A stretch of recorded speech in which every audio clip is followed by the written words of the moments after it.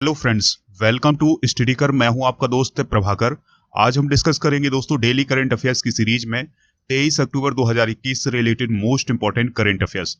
तो आप इस लेक्चर को बहुत ही ध्यान से सुनिएगा। इसके एंड में आपसे कुछ क्वेश्चन पूछे जाएंगे, तो उनके आंसर आपको कमेंट बॉक्स में जरूर देना है। और दोस्तों ध्यान से सुनिएगा कि यह जो डेली करंट अफेयर्स की सीरीज है, इसका लेक्चर आपको रोज सुबह 6 बजे उपलब्ध हो जाता है।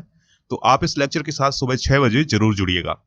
अगर आपको इसका पीडीएफ प्राप्त करना है तो हमारे टेलीग्राम चैनल से जुड़ जाइएगा, जिसका लिंक आपको डिस्क्रिप्शन बॉक्स में मिल जाएगा। इसके अलावा आप हमसे व्हाट्सएप के माध्यम से भी जुड़ सकते हैं। हमारे व्हाट्सएप नंबर है 8602219713 और दूसरा नंबर है 8770536009। दोस्तों आप स्टडी कर को खबरिया पर भी फॉलो कर सकते हैं, जहां पर आपको मोस्ट इंपॉर्टेंट ऑडियो लेक्चर मिल जाएंगे। इसके अलावा आपको मेरा मॉडर्न इंडियन हिस्ट्री का ऑडियो कोर्स मिल जाएगा। पहला क्वेश्चन डिस्कस करते हैं, बहुत ही ध्यान से सुनिएगा।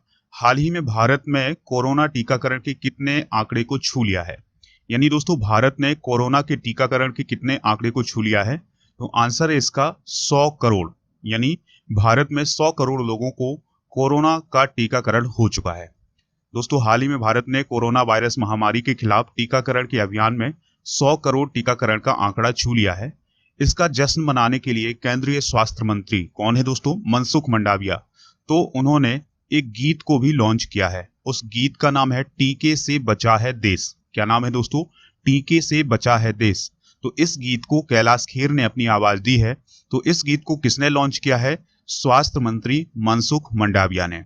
दोस्तों प्रधानमंत्री नरेंद्र मोदी ने 16 जनवरी 2021 को भारत में कोविड-19 टीकाकरण अभियान की शुरुआत की थी, जिसके 9 महीने बाद यानी अक्टूबर में भारत ने 100 करोड़ के आंकड़े को छू लिया है। दोस्तों कोविड-19 टीकाकरण अभियान की शुरुआत दिल्ली से हुई थी। याद रखिएगा, कोविड-19 टीकाकरण अभियान की शुरुआत कहां से हुई थी? दिल्ली से हुई थी। देश का पहला टीका एम्स अस्पताल दिल्ली के मनीष कुमार ने लगवाया था। यानी जो देश का पहला टीका था वह मनीष कुमार को लगवाया गया था। दोस्तों 100 करोड़वां जो टीका है वो राम मनोहर लोहिया अस्पताल में बनारस के अरुण राय को लगाया गया है। याद रखिएगा कि पहला टीका किसे लगाया गया था? दिल्ली के मनीष कुमार को। और 100 करोड़वां टीका जो है वो लगाया गया है बनारस के अरुण राय को। दोस्तों कुछ और पॉइंट हैं, तो आप बहुत ही ध्यान से सुनिएगा। 6 अगस्त को भारत ने 50 करोड़ की उपलब्धि हासिल की थी। यानी 50 करोड़ लोगों को कोरोना टीकाकरण लगाया गया था। कब? 6 अगस्त को। उसके बाद 2 अक्टूबर को 90 करोड़ और 21 अक्टूबर को 100 करोड़ लोगों का लक्ष्य पूरा कर लिया गया है। तो दोस्तों इस उपलब्धि को हासिल करने वाला भारत चीन के बाद दुनिया का दूसरा देश है। यानी चीन भारत से पहले है जिसने 100 करोड़ लोगों को टीका लगवा दिया है कोविड-19 का। और फिर उसके बाद कौन सा देश है? भारत है। दोस्तों याद रखिएगा कि जो टीकाकरण की अभियान की शुरुआत है भारत में वो 16 जनवरी 2021 से की गई थी। चलिए फ्रेंड्स अगला क्वेश्चन डिस्कस करते हैं। इंपॉर्टेंट क्वेश्चन है, राजनाथ सिंह ने 2025 तक कितने करोड़ के रक्षा उपकरणों के निर्यात का लक्ष्य रखा है? तो दोस्तों हाल ही में राजनाथ सिंह ने एक घोषणा की है, यानी बताया है कि 2025 तक जो भारत है वो 35,000 करोड़ रुपए की रक्षा उपकरणों का निर्यात करने वाला है। केंद्रीय रक्षा मंत्री कौन है दोस्तों? राजनाथ सिंह। तो उन्होंने बेंगलुरु में डिफेंस पब्लिक सेक्टर अंडरटेकिंग संस्थान की एक बैठक में हिस्सा लिया था, जहां पर उन्होंने इस बात की घोषणा की कि भारत ने 2025 तक 35,000 करोड़ रुपए की रक्षा उत्पादों के निर्यात का लक्ष्य रखा है। इसके अलावा राजनाथ सिंह ने बताया है कि स्टॉकहोम अंतरराष्ट्रीय शांति अनुसंधान संस्थान की रिपोर्ट के अनुसार 2020 में भारत पहली बार दुनिया के टॉप 25 रक्षा निर्यातक देशों की सूची में शामिल हुआ है। तो दोस्तों ये थी कुछ इंपॉर्टेंट बातें राजनाथ सिंह से संबंधित। तो दोस्तों राजनाथ सिंह को याद रखिएगा कि वो वर्तमान में भारत के केंद्रीय रक्षा मंत्री हैं। तो उन्होंने क्या कहा है कि भारत 2025 तक 35,000 करोड़ रुपए की रक्षा उत्पादों का निर्यात करेगा, यानी दूसरे देशों को देगा। दोस्तों अगला क्वेश्चन है, बहुत इंपॉर्टेंट क्वेश्चन है, ध्यान से सुनिएगा। एडिडास ने किस बॉलीवुड अभिनेत्री को अपना ब्रांड एम्बेसडर बनाया है? तो आंसर है इसका दीपिका पादुकोण को। किसे दोस्तों? दीपिका पादुकोण को। दोस्तों वैश्विक कंपनी है यानी ग्लोबल कंपनी है एडिडास। तो उसने कहा है कि वैश्विक स्तर पर, ग्लोबल स्तर पर महिला खेल संबंधी जो परिधान होंगे, यानी महिलाओं के खेल से संबंधित जो कपड़े हैं उनके प्रचार करने के लिए बॉलीवुड अभिनेत्री दीपिका पादुकोण को अपना ब्रांड एम्बेसडर बनाया है। तो दोस्तों एडिडास ने यह भी कहा है कि दीपिका पादुकोण दुनिया भर में महिला एथलीटों और खिलाड़ियों की उस शक्तिशाली सूची में शामिल हो रही हैं जो महिलाओं के लिए खेल को लोकतांत्रिक और विविधता लाने पर अपना ध्यान केंद्रित करेंगी। तो दोस्तों याद रखिएगा कि जो एडिडास है उसने अपना ब्रांड एम्बेसडर किसे बनाया है, दीपिका पादुकोण को बनाया है। और किसके लिए बनाया है कि जो महिलाओं से संबंधित खेल के कपड़े हैं उनके प्रचार के लिए। चलिए फ्रेंड्स, अब हम कुछ एम्बेसडर डिस्कस कर लेते हैं, तो आप बहुत ही ध्यान से सुनिएगा। जैसे वंडर सेप के एम्बेसडर के रूप में किसे नियुक्त किया गया है, कृति सेनन को। जल संरक्षण हरियाणा का ब्रांड एम्बेसडर किसे नियुक्त किया गया है, मनिका शेवकंद को। दोस्तों यूपी की एक योजना है ODOP यानी वन डिस्ट्रिक्ट वन प्रोडक्ट योजना, तो उसका ब्रांड एम्बेसडर बनाया गया है हाल ही में कंगना रनौत को। दोस्तों काइन CDX का ब्रांड एम्बेसडर किसे बनाया गया है, अमिताभ बच्चन को। अमृतांजन हेल्थ केयर का ब्रांड एम्बेसडर किसे बनाया गया है, मीराबाई चानू और बजरंग पुनिया को। फायर बोल्ट का ब्रांड एम्बेसडर किसे बनाया गया है, विराट कोहली को। काइन स्विच कुबेर का ब्रांड एम्बेसडर किसे बनाया गया है, रणवीर सिंह को। देश के मेंटर कार्यक्रम का ब्रांड एम्बेसडर किसे बनाया गया है, सोनू सूद को। दोस्तों याद रखिएगा टाटा लाइफ इंश्योरेंस का ब्रांड एम्बेसडर बनाया गया है नीरज चोपड़ा को। और इक्कीटॉस स्मॉल फाइनेंस बैंक का ब्रांड एम्बेसडर बनाया गया है रानी रामपाल और स्मृति मंधाना को। इसके अलावा दोस्तों अरुणाचल प्रदेश पर्यटन का ब्रांड एम्बेसडर बनाया गया है जॉन इब्राहिम को। तो दोस्तों ये थे कुछ इंपॉर्टेंट ब्रांड एम्बेसडर, तो इनको भी आप नोट डाउन कर लीजिएगा। अगला क्वेश्चन है, भारतीय अंतर्राष्ट्रीय फिल्म महोत्सव यानी international film festival of India का 52वां संस्करण किस राज्य में आयोजित किया जाएगा। आंसर है इसका दोस्तों गोवा। यानी भारतीय अंतर्राष्ट्रीय फिल्म महोत्सव का 52वां संस्करण कहाँ होगा, गोवा में होगा। भारतीय अंतर्राष्ट्रीय फिल्म महोत्सव का 52वां संस्करण गोवा में आयोजित होने जा रहा है और इसका आयोजन 20 से 28 नवंबर के बीच में होगा। दोस्तों केंद्रीय सूचना और प्रसारण मंत्री कौन है, अनुराग ठाकुर। एक बार और ध्यान से सुनिएगा, देश के केंद्रीय सूचना और प्रसारण मंत्री कौन है, अनुराग ठाकुर। तो उन्होंने बताया है कि पहली बार भारतीय अंतर्राष्ट्रीय फिल्म महोत्सव में भाग लेने के लिए प्रमुख OTT प्लेटफॉर्म को भी आमंत्रित किया है।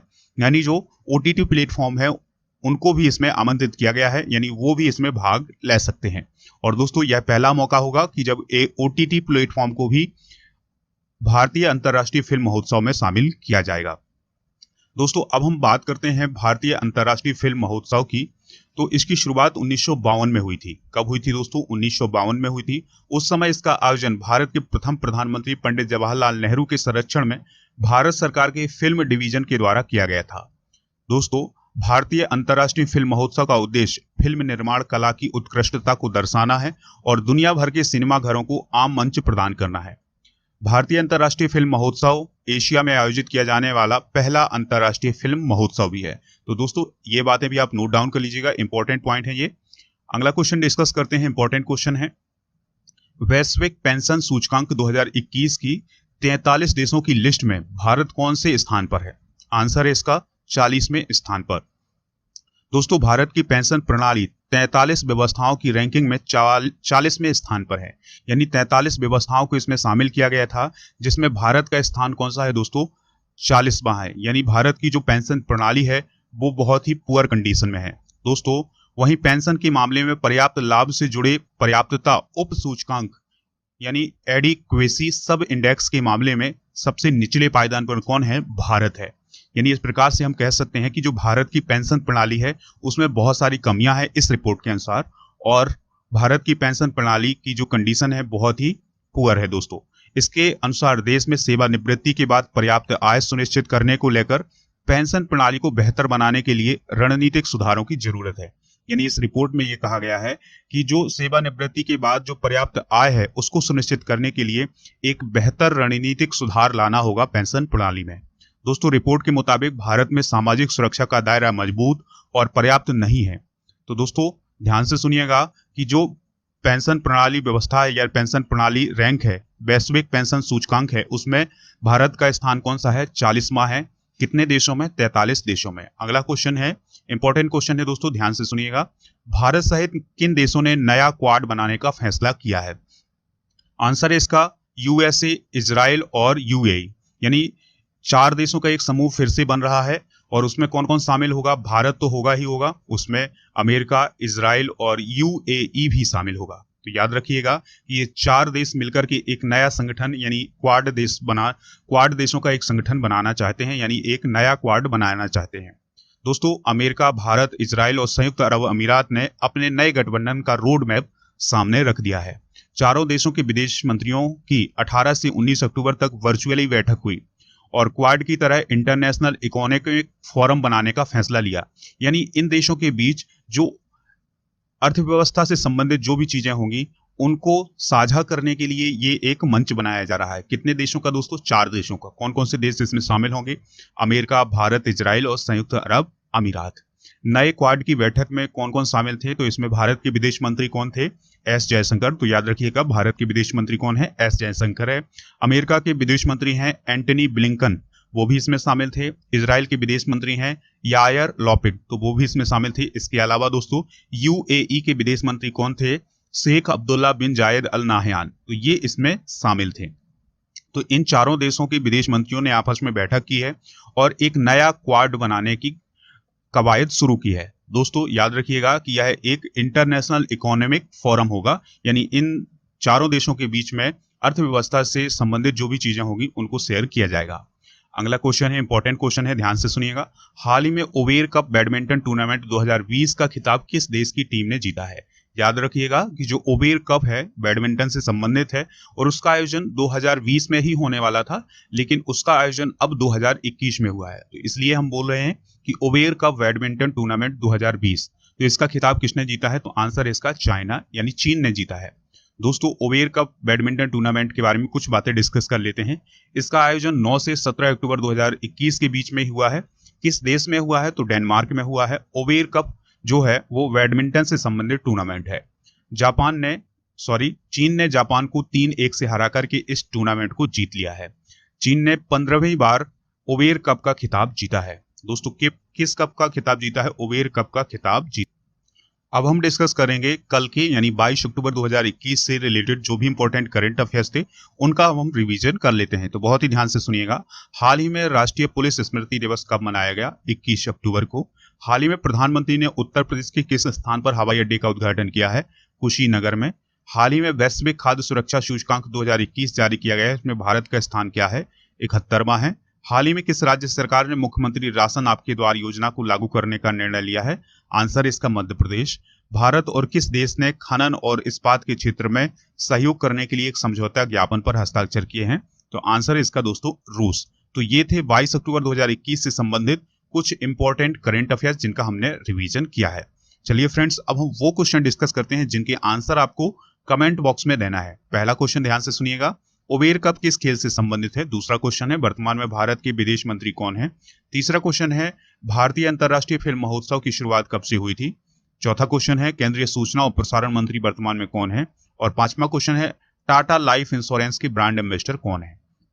इन सभी प्रश्नों के जवाब आप कमेंट बॉक्स में जरूर दीजिएगा, हमें इंतजार रहेगा आपके आंसर का। दोस्तों, अब हम डिस्कस करते हैं उन नामों को जिन्होंने कल के आंसर बहुत ही सटीक दिए हैं और ये लोग क्लास में रेगुलर रहते हैं। तो उनके नाम है कपिल कुमार, खैलेंद्र उइके और शशिकांत चतुर्वेदी। तो दोस्तों, ये 3 लोग हैं जिन्होंने कल के आंसर बहुत ही सटीक दिए हैं। तो आप भी आंसर दीजिएगा। अगर आपको ये लेक्चर पसंद आया तो लाइक कर दीजिएगा। राजा गुप्ता को अनअकैडमी पर फॉलो कर लीजिएगा दोस्तों, वहां पर आपको उनकी स्पेशल क्लासेस मिल जाएंगी, लाइव क्लासेस मिल जाएंगी। इसके अलावा अगर आप राजा गुप्ता के माध्यम से कोई भी कोर्स परचेज करना चाहते हैं अनअकैडमी पर, तो उसके लिए एक रेफरल कोड यूज करिएगा, राजा नंबर 1।